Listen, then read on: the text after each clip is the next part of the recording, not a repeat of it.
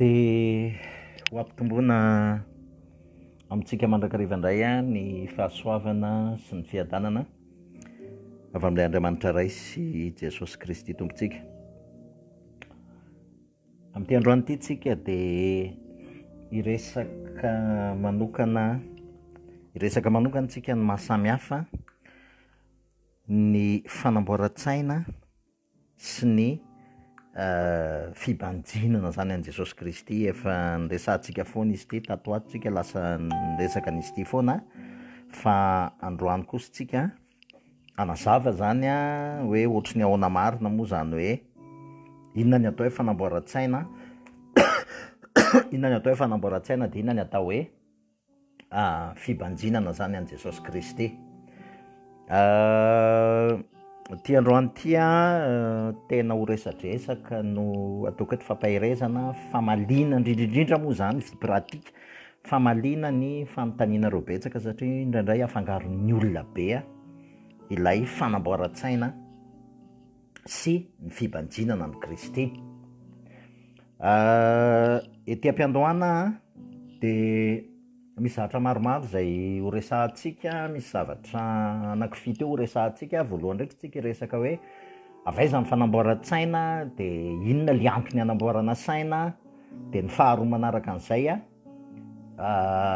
taizany niangana izy io zany dia anazavintsika momba ny tao edena. Dia iresaka ihany koa tsika ny antsoina hoe ny fanamboaran-tsaina ataon'ny olona, ny resaka religion, inona ny antsoina hoe religion, ny développement personnel, ny philosophie, ny positivisme sy iréologie isan-karazany sy isme isan-karazany zany. Dia iresakitsika ny hoe ohatry ny ahoana marina moa zany hoe fibanjinana zany, ohatry ny ahoana zany toepo mibebaka zany, dia ahoana ny herin'ny filazantsara. Dia rehefa tsika iresaka ny fifandraisan'ny fo sy ny saina ary ny zavatra atao dia any amin'ny farantsika iresaka momba ny hoe inona ny atao hoe fiovana amin'ny fanavaozana ny saina mivo amin'ny Kristy. Dia amin'ny fahafito farantsika iresaka ka pratika zany.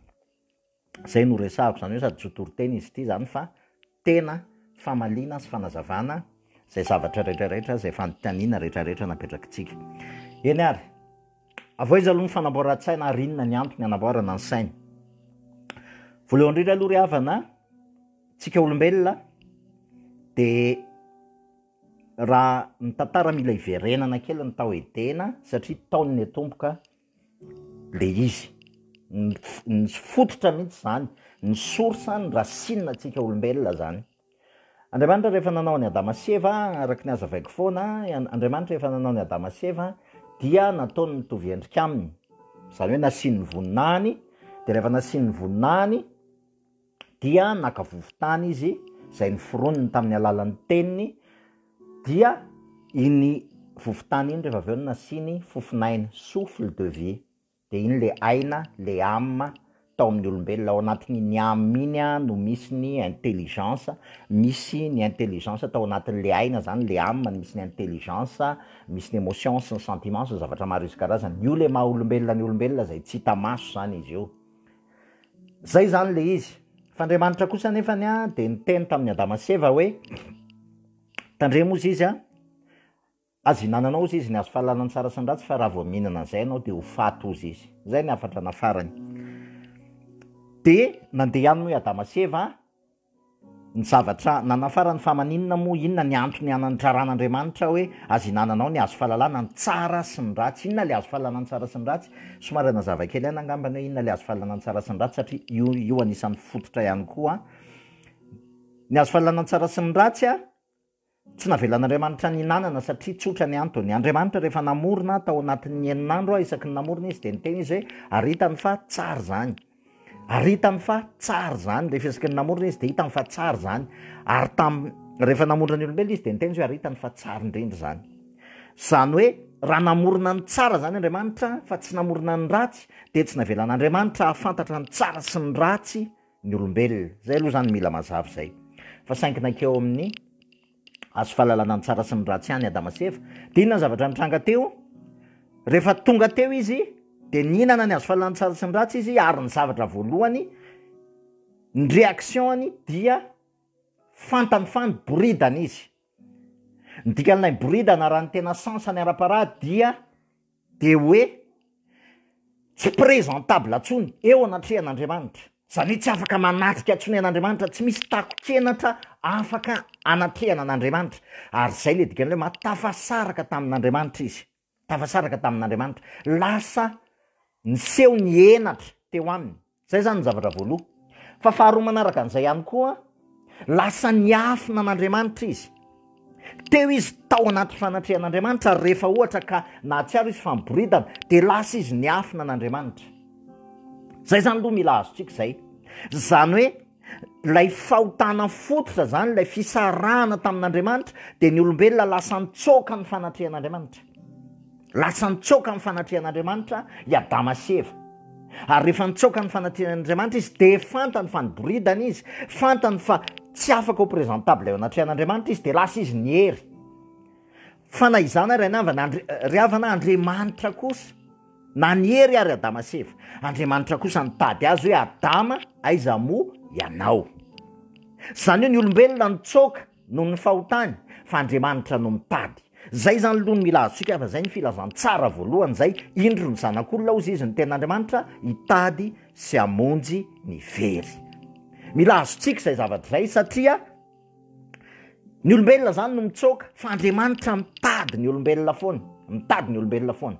Zao nefa ny olana ry havana, satria na tsy ary tena famboridana i Adama sy Eva, satria na tsy ary tena izy fa tsy présentable eo anatrehan'Andriamanitra, de inona ny vahaolana nataony? Lasa izy namorona akanjo ravina viavy. Lasa izy namorona akanjo ravina viavy. Ary io ny antsoina hoe religion. Io ny définition ny antsoina hoe religion, fomba-pivavahana. Zany hoe ny olombelona manamboatra zavatra mba hahafahana manantona an'Andriamanitra hanakonana ny takokenany.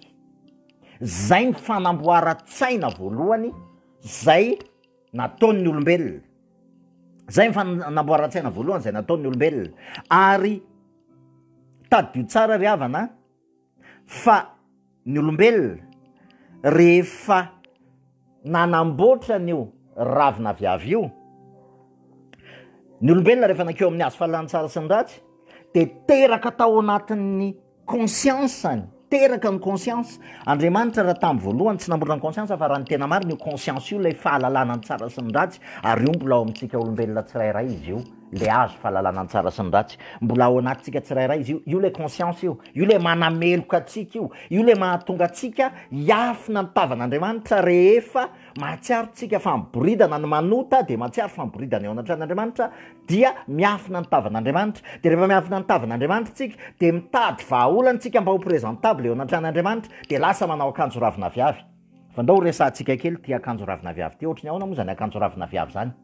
Raha iso sara tsy any hoe akanjo ravina viavy mahatrady ny firy moa zany? Ray elandrindra zany adiny 4. Adiny 4 ray elandrindra. De tsy maintsy soloina satria maina, rovotra. Ary zay le fanamboaran-tsain'ny olombelona zay. Zany hoe mahatsiaro fa tafasaraka amin'Andriamanitra, mahatsiaro fa nanota dia mitady vahaolana manao akanjo ravina viavy, de lasa ny olona mitady zavatra mba ho présentable eo anatrehan'Andriamanitra, de lasa izy manao fomba-pivavahana, de lasa izy mba manao asa soa kely aloha mba ho présentable eo anatrehan'Andriamanitra izy, de lasa miditra any anaty sampana, any anaty fiangonana, lasa manao asan'Andriamanitra, de lasa tokanana ho mpitondra fivavahana, tokanana ho mpiandry, tokanana ho mpandray fanasany tompo, tokanana ny ty karazana zavatra rehetrarehetra ty. Fa saingy zao, rehefa ohatra ka tsy tafaray amin'Andriamanitra ianao dia akanjo ravina viavy avokoa reny. Ary zay no mahatonga fa tadio tsara fa tsika olombelona par rapport amin'ny conscience atsika io, manao ratsy anankiray tsika de mitady zavatra tsika anonerana an'iny, de lasa tsika manao zavatra anankiray, zavatra tsara anerana an'le fahotana ataotsika, de rehefa tapitra iny rehefa vita iny de mandromandry kely ny conscience atsika, de rehefa mba mandry ny conscience atsika de lasa indray tsika manao ratsy anankiray indray, de mitady zavatra anankiray indray anonerana an'iny, de zay le akanjo ravina viavy zay. de tady tsara fa isan'andro ianao impiry zany no misolo akanjo ravina viavy satria mila solosoloana foana izy io, mila solosoloana foana le akanjo ravina viavy, mila solosoloana foana. Fa saingy zao ry havana noho ny amin'ny fitiavan'Andriamanitra, satria Andriamanitra no nitady ny olombelona, de ozy izy Andriamanitra hoe bon, alao ny akanjo ravina viavy de nisoloa ny akanjo odi-biby, nisoloa ny akanjo odi-biby.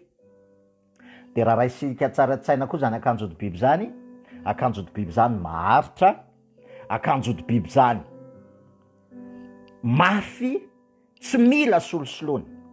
Fa saingy zao ry havana, alohany nanamboarana n'Andriamanitra akanjo odi-biby, tsy maintsy namono biby Andriamanitra, zany hoe nisy ra latsaka.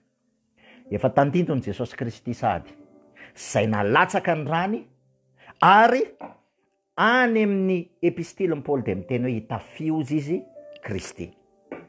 Tsy mila manamboatra saina tsony rehefa namboarin'Andriamanitra le akanjo odi-biby, tsy mila manamboatra saina tsony hoe inona indray no anakonako ny henatra, horovitra ty rehefa ataoko zao, ampiasaiko zao ty akanjo ravina viavy ty, de afaka adiny efatra ty de horovitra, de tsy maintsy hisolo akanjo ravina viavy vaovao tsia. Fa nalain'Andriamanitra ny akanjo odi-biby de natafiny any Adama sy Eva, hitafio Jesosy Kristy, ary tao anatin'ilay akanjo odi-biby de nisy rahalatsaka. Tsy misy famelan-keloka ozy izy ny tenin'Andriamanitra raha tsy misy rahalatsaka. Zay aloha zany mila azontsika voalohany zay. Zay mila azontsika voalohany zay. Fa zao ry havana, raha azontsika ireo zavatra anankiroa reo i Adama sy Eva rehefa tafasaraka tamin'Andriamanitra, dia tafasaraka tamin'Andriamanitra ny fony. Le fo zay resahako eto, tsy lay fo lay midobodoboka, fa lay centre-ny olombelona, lay ivon'ny olombelona, lay ivontsika olombelona, lay atsoiko hoe centre de gravité. Tsy malaza azy loatra le centre de gravité fa tsy maninona fa ho ataontsika an'izay, lay centre de gravité an'ny olombelona. Iny centre de gravité an'ny olombelona iny teo amin'ny famoronana de nataon'Andriamanitra ho tafaray aminy, zany hoe hiankina aminy, hidépendre tanteraka, hiankino tanteraka amin'Andriamanitra Adama sy Eva. Ary satria Andriamanitra fiainana, Andriamanitra fitiavana, de rehefa tafasaraka tamin'Andriamanitra fiainana sy Andriamanitra fitiavana ny olombelona, dia tao anaty fahafatesana izy. Matoa ianao tafasaraka Andriamanitra fiainana, ka matoa ianao zay ny tenin'Andriamanitra hoe raha vao mihinana azy fahalalantsara sy ny ratsy nareo de ho fatinareo. Rehefa ohatra zany ka lasa nalala ny fahalalantsara sy ny ratsy ny olombelona, de tafasaraka tamin'Andriamanitra fiainana. Ka rehefa tafasaraka amin'Andriamanitra fiainana ianao de inona zany? Ao anaty fahafatesana ianao zany. Ao anaty fahafatesana ianao zany. Rehefa tsy ao amin'ny fiainana ianao de ao anaty fahafatesana, ary ao amin'Andriamanitra fiainana tsy misy fahafatesana. Ao anaty fahafatesana izy. Tafasaraka tamin'Andriamanitra fitiavana koa ny olombelona. Izy nefa noforonina mba ho tiavana. Ka rehefa tafasaraka tamin'Andriamanitra fitiavana zany ny olombelona, izy noforonina ho tiavana, ary ny esansany, zany hoe ny mampietsika ny olombelona de ilay fitiavana. Ilay fitiavan'Andriamanitra tafasaraka tamin'iny nefa izy. De rehefa tafasaraka tamin'iny izy, aiza izy no mahita sorsana fitiavana, de tsy maintsy ao amin'ny tenany. De lasa fitiava-tena. Zay ny mahatonga ny fitiava-tena. Lasa tia tena ny olona. Lasa tsy tao aminy intsony ilay fitiavan'Andriamanitra de lasa tia tena ny olona. Zany hoe niova ny ivon'ny olombelona. Ny centre de gravité an'ny olombelona lasa tsy tao amin'Andriamanitra intsony, fa lasa tao amin'ny tenany. Lasa tao amin'ny tenany. Ary nanomboka teo ny olombelona lasa tia tena. Zao nefany, fantany ihany io. Fantany ihany io zavatra io. Fa saingy zao, tsy hita ny vahaolana, satria ilay centre-ny mihitsy ny lasa tia tena. Ary io no efa naseho an'Andriamanitra foana tao anatin'ny Baiboly manontolo. Ozy izy ny tenin'Andriamanitra hoe mo mahova ny odiny va ny léopard, ozy mahova ny odiny va ny Etiopiana, ozy izy mo mahova ny sorany va ny léopard. Raha mahavita an'izany izy de mba mahavita manao tsara ihany nareo efa zatra mpanao ratsy. Fantatry ny olombelona io. De inona ny vahaolana nataony? Lasa izy manao toizany le fanamboaran-tsaina zay nataony Adama sy Eva tao etena.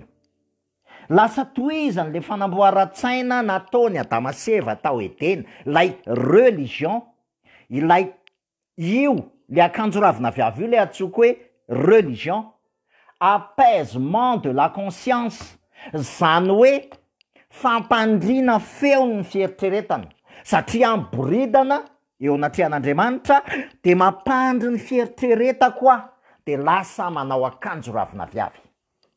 Zay ny atao hoe de mamorona fomba mpivavahana maro isan-karazany, mamorona zavatra atao maro isan-karazany mba anakonako ny henatro, mba anatonako an'Andriamanitra, ary mba anakonako ny henatro ihany koa mba tsy ho hitan'ny hafa. De lasa ny olona ao anatin'ny fomba mpivavahana izy. Io religion io, aloha ahitsy mazava eto, tsy ny kristianisme akory ny atao hoe religion, fa rehefa zavatra rehetra ataon'ny olombelona ka miivo amin'ny tenany, zany hoe miezaka izy manao tako-kenatra ary miezaka manatona an'Andriamanitra amin'ny herin'ny tenany, de zay ny antsoina hoe religion. Rehefa miezaka amin'ny herin'ny tenany ny olombelona anatona an'Andriamanitra, manao akanjo ravina viavy, zany hoe le akanjo ravina viavy soloina isan'andro, de zay ny antsoina hoe religion. Satria isan'andro izy tsy maintsy miezaka, de avadibadika foroporoneo lay fombafomba isan-karazany ahafahana manatona an'Andriamanitra mba hampandry ny saina. Ary rehefa mba mandry kely ny saina de mirearea, de mitsara ny olona mety miboridana, de mitsara ny olona zay rovotra le akanjo ravina viavy anaovany, de mifampitsara ny samy manao akanjo ravina viavy. Hoe ny anao rovotra, ny anao mbola tsy rovotra, mbola afaka adiny rovo rovotra, de lasa mifampitsara, lasa mifampiseho henatra. Zay aloha zany mila atsika zay. Zay zany ny antsoina hoe religion.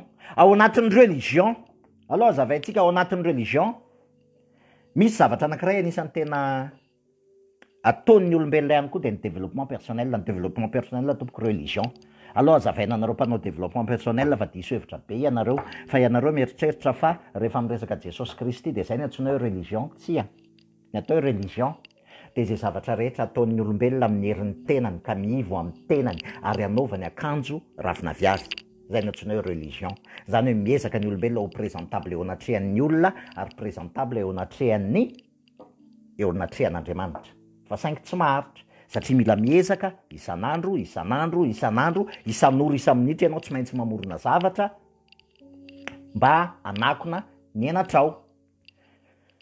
Tak'izany daholy ny positivisme, ny saina ny amboarina, ny conscience no ampandriana.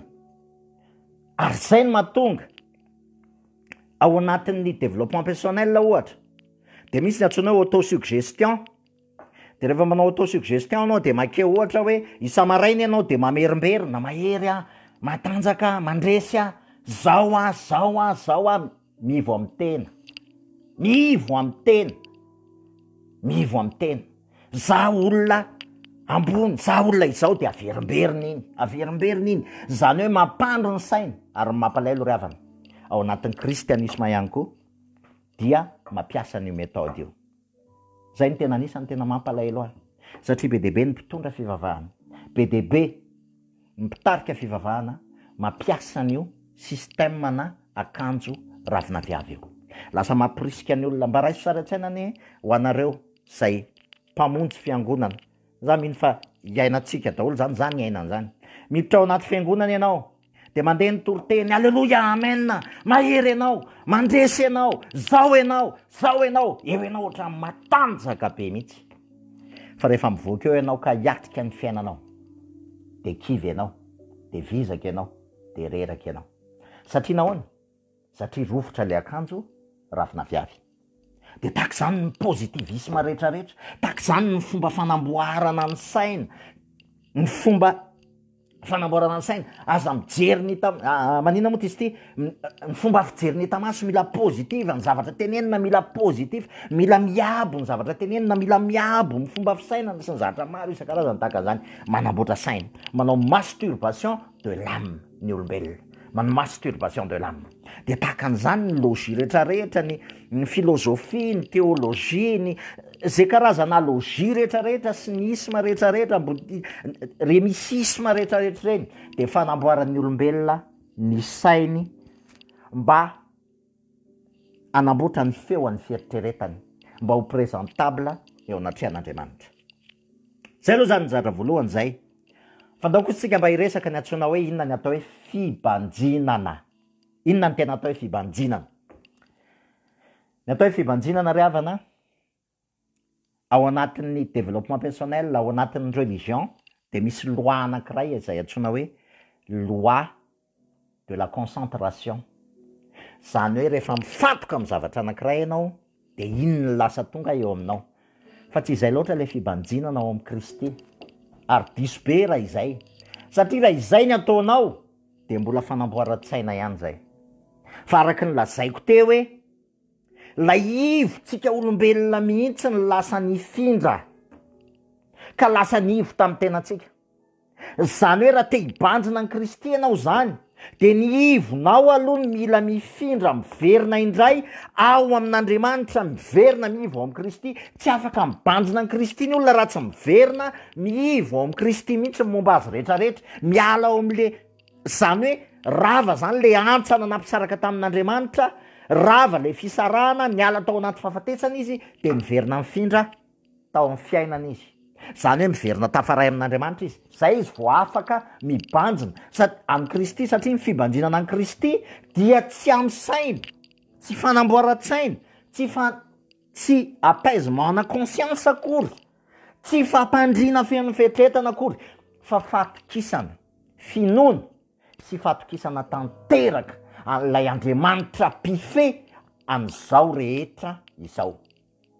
Ny fanamboaran-tsaina de ohatry ny Autriche, misy zavatra mitranga de mody tsy jerena ny tontolo hitamaso, misy ny antsoina hoe fatalisme. Ny atao hoe fatalisme de eny efa mitranga io zavatra io aloha hitranga, zay mitranga eo mitranga, zay fiaingana eo fiaingana, zay fidonana eo fidonany, fa tsy mivaky loha. Zany ny atao hoe fanamboaran-tsaina. Zay ny atao hoe fanamboaran-tsaina. Fa tsy izany ny fibanjinana. Ny fibanjinana de izao, misy tontolo hitamaso miseho eo, tsy afaka hovainao ny tontolo hitamaso, tsy miova ny tontolo hitamaso. Fa saingy izao, za kosa matoky an'lay pife an'izao rehetra zao, lay miteny hoe izy ny miazona ny zavatra rehetra amin'ny herin'ny teniny, le nampiteny am-polo hoe izy amin'ny alalany izy no etsehantsika sy velomantsika ary iainantsika, lay Andriamanitra tompony tompo sy mpanjaka ny mpanjaka, zay namorona zao rehetrarehetra zao, matoky azy aho. Matoky ny asa-pamonjena vitany ho aho, matoky fa izy no mifeny fotoana, matoky fa izy no mifeny zavatra rehetra, ary izy no miteny amiko hoe tsy misy maharombaka an'izay eo ampelantanako. De fo mahatoky azy, fo mibanjina ny asa-pamonjena. Ohatry ny ahoana ary io ry havana, satria alohan'ny atongavana tsika amin'io zany raha azotsika izay zavatra zay, tsy maintsy ny toe-pontsika aloha mila miova. Satria raha mazava tsara amintsika, ny olona mpanamboatra saina de ny toe-pony miivo amin'ny tenany. Rehefa tafasaraka tamin'Andriamanitra ny olombelona, rehefa tafasaraka tamin'Andriamanitra lay ivo ny olombelona, de niova ny centre ny olombelona, lasa ny fon'ny olombelona lasa niova ny centreny, lasa ny tenany ny centreny. De rehefa ny tenany centreny, de zay be ao am-ponao, zay mameno ny fonao, zay ivonao no mibaiko ny fomba fisainanao, ary zay fomba fisainanao zay no lasa mibaiko ny fihetsika ao. Tadio zay, zay ivonao, zay ivon'ny fonao no mibaiko ny fomba fisainanao, ary lasa tonga fihetsika ao. Ka rehefa ny tenanao ny ivon'ny fonao, de lasa tsy maintsy hanamboatra saina foana ianao, ary ny fihetsika ao rehetrarehetra de ho lasa fanamboaran-tsaina sy fiatsaram-belatsia avokoa ny teny ivelany. Tsy maintsy zay. Fa saingy, raha tena te hibanjina ny Kristy zany tsika, ka te hiverina ny fiovana ny fanavozana ny saina, de ny fotsika mihitsy aloha mila miverina, mila miova ny centrany. Ny fotsika mihitsy ny lasa mila miverina indray ao amin'Andriamanitra. Zay hoe mampiverina ny ray amin'ny zanaka ozy izy, mampiverina ny zanaka amin'ny ray azafady. Zay le tenenany amin'ny Ezekela hoe alako anatinareo ny fovato, de soloko fonofo zany ozy izy, ary fanavaovao ny ataoko ao anatinareo. Zay le tenen'ny Ezekela any amin'ny teniny, any amin'ny bokiny any. Ohatry ny ahoana izy io? voalohany indrindra aloha ry havana ko satria tafasaraka tamin'Andriamanitra isika, satria tafasaraka tamin'Andriamanitra fiainana itsika. Ny dikany hoe tafasaraka tamin'Andriamanitra fiainana dia niala tao amin'ny fiainana zany tsika de lasa tao anaty fahafatesana. Ny tenin'Andriamanitra nefany miteny hoe tsy misy famelan-keloka raha tsy misy raha latsaka, tsy misy famelan-keloka raha tsy misy raha latsaka, ary aina solon'ny aina. Inona moa ny ao anatin'ny raha? Ny ao anatin'ny raha de aina.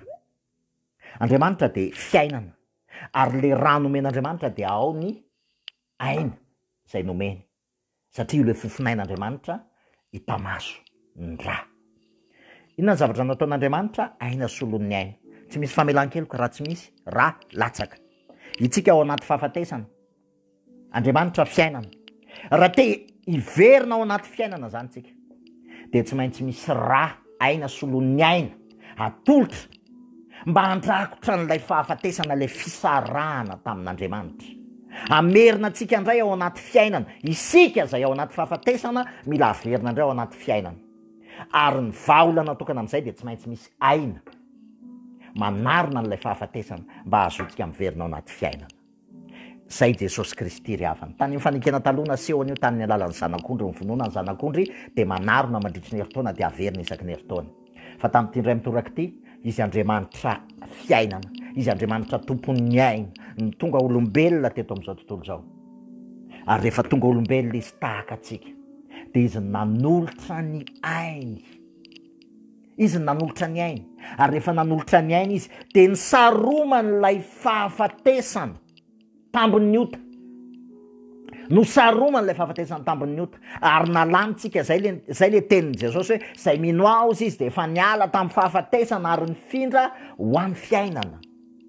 Nalany niala tao amin'ny fahafatesana tsika ary naveriny ao amin'ny fiainana tamin'le lalan'ilay aina zay natolony. Zay ny atao hoe famelan-keloka. Ny famelan-keloka ny atao hoe olona meloka de olona mpanota, olona ao anaty fahafatesana, olona tafasaraka tamin'Andriamanitra. Naverin'Andriamanitra tsika tao anaty fiainana. Zay ny nataon'Andriamanitra voalohany, voavelany elokao. Inona ny dikan'izany voavelany elokao? Taloha ankehitriny aroavy. Zay aloha ny zavatra voalohany. Inona ny dikan'izany? Ny dikany hoe voavelany elokao taloha ankehitriny aroavy. Ny dikan'izany de tsotra, lasa tafaverina, tafaray, lasa vita fihavanana amin'Andriamanitra indray ianao, ary niala tao anaty fahafatesana ianao de nafindrany ho ao amin'ny fiainana. Ny dikan'izay zany de zao, raha inotsika zay de lasa tafaray amin'Andriamanitra indray tsika, niova le centre tsika, lasa miverina tafaray amin'ny fiainana indray tsika, niova ny centre. Lasa tsy ny tenantsika ntsony fa lasa tavaverina tafaray amin'ilay Andriamanitra fitiavana, amin'ilay Andriamanitra fiainana. Zay ny zavatra voalohany. Ny zavatra faharoa manaraka an'izay de zao, nataony Jesosy ihany koa izy io, nomboan'i Jesosy Kristy teo amin'ny hazo fijaliana ny momba antsika rehetra, lay centre tsika, lay titena, lay izao kelitsika, lay izao zay manosika ny ego atsika rehetrarehetra, tsy anao afa-tsy zavatra mivo amin'ny tenatsika, nomboany teo amin'ny hazo fijaliana izy io. Ary ny dikany hoe voaombo dia tsy mihetsika intsony. Zany hoe amin'izay fotoan'izay rehefa voaombo niaraka tamin'i Kristy ianao de tsy mihetsika intsony, zavatra efa vita zany. Raha mamaky ny tenin'Andriamanitra tsika de izy hoe voaombo niaraka tamin'i Kristy teo amin'ny hazo fijaliana, zay an'i Kristy Jesosy de nanombo zavatra efa vitan'i Jesosy 4 taona lasa teo amin'ny hazo fijaliana. Tsy tsika intsony manao azy, fa izy nefa nahatanteraka sy nahavita azy teo amin'ny toerantsika, voaombo niaraka tamintsika. Fahatelo manaraka an'izay, netiny daholo ny endrim-pahafatesana rehetra, netiny daholo ny enatra, ny ozona, ny tebiteby, ny tahotra, ny alahelo, ny eso, ny latsa, ny aretina, ny fantrana, ny netiny hatramin'ny fahafatesana, netiny lay endrim-pahafatesana, le vokatry le fisarahana tamin'Andriamanitra, lay fahafatesana vokatry ny fisarahana tamin'Andriamanitra namoaka endrim-pahafatesana be de be, de netiny teo amin'ny hazo fijaliana avokoa ireny, netiny ihany koa reny, netiny ihany koa reny. Ny fahaefatra manaraka an'izay de nitsangana nalevina izy ary nitsangana tamin'ny maty izy. Inona ny dikany hoe nitsangana tamin'ny maty izy? Resy ny fahafatesana. Resy ny fahafatesana, zany hoe sarona tanteraka amin'izay le fahafatesana tambon'ny ota, zay nampisaraka atsika tamin'Andriamanitra, resy ny fahafatesana. Efa netiny teo amin'ny hazo fijaliana koa ny endrim-pahafatesana, zany hoe fahotana rehetrarehetra, de resy ny fahafatesana de voasarony. Ary ny farany indrindra de niakatra izy ary niverina izy, de lasa izy ny velona ao anatsika mba hanetsika atsika, mba hapietsika atsika itsika hoe vaovaomby niaraka tamin'ny teo amin'ny azo fijaliana fa velona ao anatsika kosa Kristy mba hapietsika atsika hanao ny zavatra rehetra ho fitoerany tongony iverina ao anatin'le mission any Adama, mission édénique. Zany hoe le nitenenin'Andriamanitra hoe amandehana anjakao izy ny zavatra rehetrarehetra, tsy tsika manjaka amin'ny zavatra rehetrarehetra fa i Kristy rehefa velona ao anatsika de Kristy no manjaka amin'ny zavatra rehetrarehetra amin'ny alalantsika. Anankidimy zay point zay. Zay mila inotsika zay. Mila iainantsika zay, raha azotsika zay tsy zavatra atao zay fa zavatra inona. De mbola averiko indray rehefa miova ny centre atsika. Rehefa manomboka miova ny centre atsika zany hoe lasa miverina centre ao amin'ny Kristy ny fotsika. Zay le tena mibebaka. Miverina lasa centre ao amin'ny Kristy ny fotsika. Miverina ny centren'Andriamanitra indray iverina ao aminy fotsika. De zay no manova ny fomba fisainantsika. Zay zavatra inotsika, zay zavatra eketsika fa marina. De zay no mandresy lahatra atsika ao anatin'ny fotsika. Ary zay no lasa ho fomba fisainantsika, de zay no lasa manetsika atsika. Tadidiova principe an'Andriamanitra zay, ary zay daholo ny mampietsika atsika olombelona rehetrarehetra. Zay zavatra maharesy lahatra anao rehefa tsy Kristy maharesy lahatra anao fa ny tenanao ihany, de ny tenanao misy zavatra maharesy lahatra anao, ny zavatra hitanao maso, de manova ny fomba fisainanao, de lasa mampietsika anao. Principe mihitsy zay. Mila azontsika zay foana le izy any fo aloha, de ny saina, de lasa fietsika le izy. Dikan'izay zany de zao, ny fibanjinana, le tena fibanjinana, dia voalohany indrindra aloha toe-po, lasa miverina, mitodika ao amin'Andriamanitra, lasa tafaray amin'Andriamanitra, ary tsy afaka ho tafaray amin'Andriamanitra tsika raha tsy mino ny asa-pamonjeny Jesosy Kristy, satria Jesosy Kristy no niteny hoe zany lalana, zany famarinana, zany fiainana. Tsy misy makany amin'ny ray ozy izy raha tsy amin'ny alalako. Izy irery, ny asa-pamonjeny irery no afaka iverenantsika ndray. Ho tafaray amin'Andriamanitra ary ahatonga ny centre amin'ny fotsika, ny centre atsika rehetrarehetra iverina ao amin'Andriamanitra. Ary rehefa izay le tena toe-po mibebaka, zay lasa miverina. Mandray ny fitiavan'Andriamanitra, miverina mandray ny fitiavan'Andriamanitra, miverina ndray tafaray amin'ilay Andriamanitra fiainana. Noho ny amin'ny asa-pamonjeny Jesosy Kristy irery ihany, zay ihany ny lalana, tsisy lalana ankoatran'izay. Misaoty tamboho ianao raha vao lalaka hafa ny tetavinao nefa ianao tsy tonga any amin'ny rainao ovininao. Satria izy rery ny lalana, izy ny fahamarinana, ary izy ny fiainana. Zay ny antsoina hoe eran'ny filazantsara, lasa miverina. Ny centre anao lasa miverina. Ozy izy Jesosy, raha tsy miverina tahaka ny zaza nareo ozy izy, tsy mahazo mahita ny fanjakan'Andriamanitra. Le toe-potsika mihitsy zany mila miverina, mila manaiky resy, io le teneniko hoe capitulation, mila manaiky resy eo anatrehan'Andriamanitra. Be de be ry havana ny olona manatona, mbola resahantsika amin'ny video manaraka, hoe inona kay ny mahatonga ny kristianina be de be lasa kristianina miambahamba, lasa kristianina lasa mpanaratra ny rano fotsiny, ary lasa kristianina tsy mampiseho ny herin'ny Kristy. Satria inona ny antony? Le endrim-pahafatesana rehetra no anatonantsika n'Andriamanitra fa tsy le fahafatesana fototra. Lay fotsika mihitsy ny tsy resy, lay fotsika mihitsy ny tsy ao amin'Andriamanitra, fa lasa mbola akanjo ravina viavoana le zavatra. Manana olana dia mitady vahaolana vetivety ao amin'Andriamanitra, de rehefa mivany olona koa de lasa indray aloha manao ny fiaina koa, de rehefa aveo indray manana olona indray de miverina kely eo, de ohatran'izay lasa filana vonjy Andriamanitra. Fa tsy izay le izy. Fa itsika mihitsy ny mila resy, mila manaiky aloha hoe tafasaraka amin'Andriamanitra, ary raha te hiverina ho tafaray amin'Andriamanitra, tokana ny lalana, de mino ny asa-pamonjeny Jesosy Kristy, zay efa niteneniko teo anankidimy le point teo. Raha azotsika zay zavatra zay, rehefa miverina ny centre amin'ny fotsika ao amin'Andriamanitra, rehefa miverina ny centre amin'ny fotsika ho Kristy ny fiainantsika manontolo, sy ny momba atsika manontolo, lasa Kristy mibaiko ny fotsika, lasa lay fo vaovao, fanahy vaovao. De zay zavatra mameno ny fonao no lasa ho fomba fisainanao. Ary rehefa lasa fomba fisainanao le izy dia mampietsika anao. Lasa mampietsika anao, miova ozy izy amin'ny fanavozana ny saina. Tsika tsy afaka miova amin'ny fanavozana ny saina rehefa ny fotsika aloha mbola tsy miova, le centre atsika aloha mbola tsy miova, satria ny centre antsika, ny fotsika no mibaiko ny saintsika. Zay zavatra ao anaty fotsika ny tsy maintsy ho avoakatsika, ny tsy maintsy ho saintsika, ary iny ny tsy maintsy ho lasa fihetsikitsika. Rehefa ohatra tsika centre amin'ny tenatsika, de mody amboamboaritsika eo ny saintsika mivoaka eo, de mety mody manao asa soatsika, mety manao asan'Andriamanitra ihany tsika, fa ny antony anaovantsika an'iny, manao asan'Andriamanitra, de vita ny anahy, de miteny amin'Andriamanitra am'izay hoe vita ny anahy ny anjarako Andriamanitra, mba atao ty am'izay ny anjarako. Lasa filana, atero, ka alao. zay ny lasa ataotsika aterokalao na manao soolontsika de miandry valiny ataovy ny an'Andriamanitra de ataon'Andriamanitra ny anao zany ny fitenin'ny olona manamboatra saina ataovy ny an'Andriamanitra de mba ataon'Andriamanitra ny anao tsia ny an'Andriamanitra efa vita fa itsika mila mandray an'lay efa vita tsika mila mandray an'lay efa vita ohatrany ahoana am'izay arany dans la vie pratique le izy ohatrany ahoana dans la vie pratique amaraparanantsika anazy iresaka kely misy teny anankiroa reto zay tsy de tiako loatra mila somary ahitsy ihany amin'ny fomba fiainana tsika kristianina mampiasa an'izy ity foana hoe zay zava-mitranga dia ekeo acceptation le terme hoe acceptation de rehefa tena diniana izy io nefa mitoepo madio ao amin'ny Kristy de izao ny atao hoe acceptation satria lalàna an'izao tontolo zao izy lalànan'Andriamanitra izy io raha ampiasain'izao tontolo zao ny atao hoe acceptation de misy zavatra mitranga eo amin'ny tontolo hitamaso dia ny tontolo hitamaso zany no mibaiko anao hoe accepteo io ekeo io de rehefa avy eo aza mivaky loha aza miasa saina alao hitranga fotsiny zay zavatra tokony hitrangandroany de tsy maintsy miova ny zavatra rehetra lalàna ny natiora koa zany ny zavatra rehetra tsisy éternel mitrango eo io rehefa avy eo avelao eo de rehefa acceptenao eo miova ho azy eo fanamboaran-tsainy zany acceptation fanamboaran-tsainy zany fa am' Jesosy Kristy capitulation zany hoe za manaiky resy mitodika any am' Kristy de foko mitodika any de manaiky resy eo anatrehan'ny asa-pamonjeny Jesosy Kristy misy zavatra mitranga anankiray de zao noho izy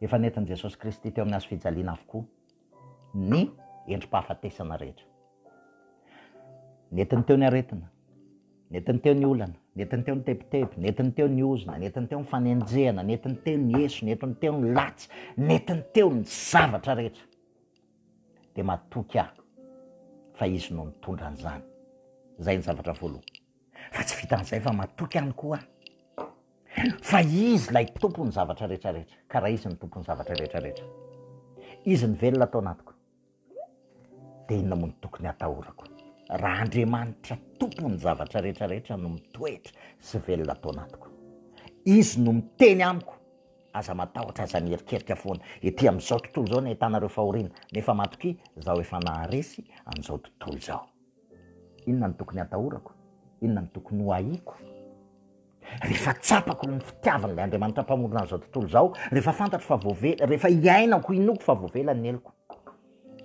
inona ny tokony atahorako toepo zany raha azontsika tsara am'izay toepo zany fa tsy fanamboaran-tsaina akory samihafa ny toepo sy ny fanamboaran-tsaina nisaka izy nanontany ozy izy hoe fa maninona ozy izy zoko no rehefa tenenin'ny olona mafy na hopain'ny olona na esoan'ny olona na latsain'ny olona de marary ny foko de ozy izy tsotra ny valiny ny antony tsotra satria mbola tsy miraikitra ao am-ponao fa efa voaombo ianao raha olona tena mino fa efa niara-voaombo niaraka tamin'i Kristy de tady dio tsara fa ninninona zavatra tenenina anahy dia tsy mihetsika ntsony tsy mireagira amin'ny tontolo hitamaso ntsony faharoa manaraka an'izay raha tena inoko fa nentin' Jesosy Kristy teo amin'ny azo fijaliana ny latsa eso oziny ny kapoka sy ny rehetrarehetra latsa eso fanenjehana efa nentiny teo amin'ny azo fijaliana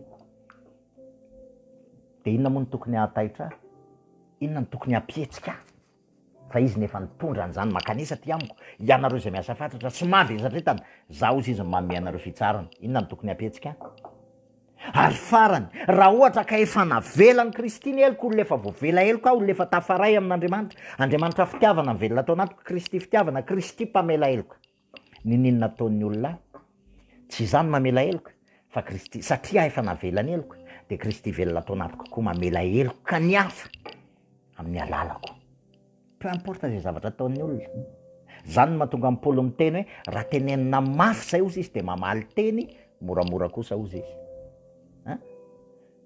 raha tenenina mafy zay de mamaly teny moramora kosa tsy vitatsika zany amin'ny herin'ny tenatsika tsy vita zany na anao entraînement ohatrin'inona arany ianao mety ho vitanao zany fa marary ny fonao satria entraînement herin'ny teny mety ho vita ihany zany fa marary ny fonao, mivonto ny fonao. Fa rehefa mivo amin'ny Kristy ianao hoe zany efa voavela elika e, zany efa voaomby niaraka tamin'i Kristy e, zany efa Kristy no nitondra ny endrim-pahafatesana rehetra, ary zany Kristy mivelona ao anatiko, le Kristy fitiavana mivelona atao anatiko. Donc Kristy fitiavana mahay mity ny hafa, Kristy mpamela eloko mivelona atao anatiko, mamela eloko ny hafa. De raha azontsika tsara zay toe-po zay, tsy vita ny fanamboaran-tsaina zany. Ny fanamboaran-tsaina rehefa misy zavatra miseho amin'ny tontolo hita-maso de amboarina aloha ny saina, alao hitranga zay hitranga, alao hitona de zay hitona, alao hiainga zay hiainga. Fanamboaran-tsaina zany. Fa ao amin'ny Kristy tsy fanamboaran-tsaina, fa ao amin'ny Kristy matoky tanteraka, fa atokisana. Fa lay Andriamanitra namorona an'izao tontolo zao, le Andriamanitra tompony zao rehetra zao, le Andriamanitra namorona an'izao rehetra zao, izy no miazona ny zavatra rehetra amin'ny herin'ny teniny, izy no efa mandamina ny fiainanao rehetrarehetra, de matoky tanteraka azy. Miankohaka tanteraka eo aminy aho, manaiky resy aho, manaiky resiny aho. Fa raha zany no mijery ny tontolo hita-maso isaky mihetsika, zany no mireagiry, de zany hetsika amin'ny herin'ny tenako, de za ihany ny zaka ny vokany. Fa rehefa mibanjina ny Kristy ny foko sy ny momba manontolo, rehefa manaiky resy ny Kristy aho, isan'ora, isa-minitra, isa-tsegondra, rehefa manaiky ho resy ny Kristy sy ny asa-pamonjeny aho, de miseho eo amiko ny vokatry ny fanahy, miseho eo amiko ny fifaliana, fiadanana, faharipo, famorapana, fitsaharana, miseho ao amiko zany. Mety tsy ova ny tontolo hita-maso, fa ny toe-po kosa mitoetra mandrakariva ao anaty fitsarana, matoky ary miandry ampifaliana, ampatokina ny tanan'Andriamanitra izay mitantana sy mivimbina amin'ny zavatra rehetrarehetra. Ry havana, raha fehezina de tsotra hoe mitoera tsara eo ambonin'ny asa-pamonjeny Jesosy Kristy, eo ambonin'ny asa-pamonjeny, eo ambonin'ny fitiavana, eo ambonin'ny famelan-keloko, eo ambonin'ny izy zay efa nanombo anao niaraka taminy, eo ambonin'ny asa-pamonjeny zay efa nandresy ny fahafatesana ka nanome anao ny fandresena, ary eo ambonin'ny fahaveloman'ny Kristy ao anatinao. Zay ny asa-pamonjeny Kristy. Mitoera eo ambonin'izany. Tsy tsika tsony mandeha amin'ny herintsika, ny tenatsika, fa Kristy ny manosika atsika, manao ny zavatra rehetra ho fitoerany tongony amin'ny alalantsika, satria Kristy ny velona ao anatintsika. Ary izy nefa nanalatsika hiala amin'ny fahafatesana ho amin'ny fiainana, nanalatsika ho amin'ny maizina, ho amin'ny fahazavany mahagaga. De ny voninahitra ho an'i Jesosy Kristy la efa tia atsika ka nanolotra ny ainy hamonjy atsika. Amen.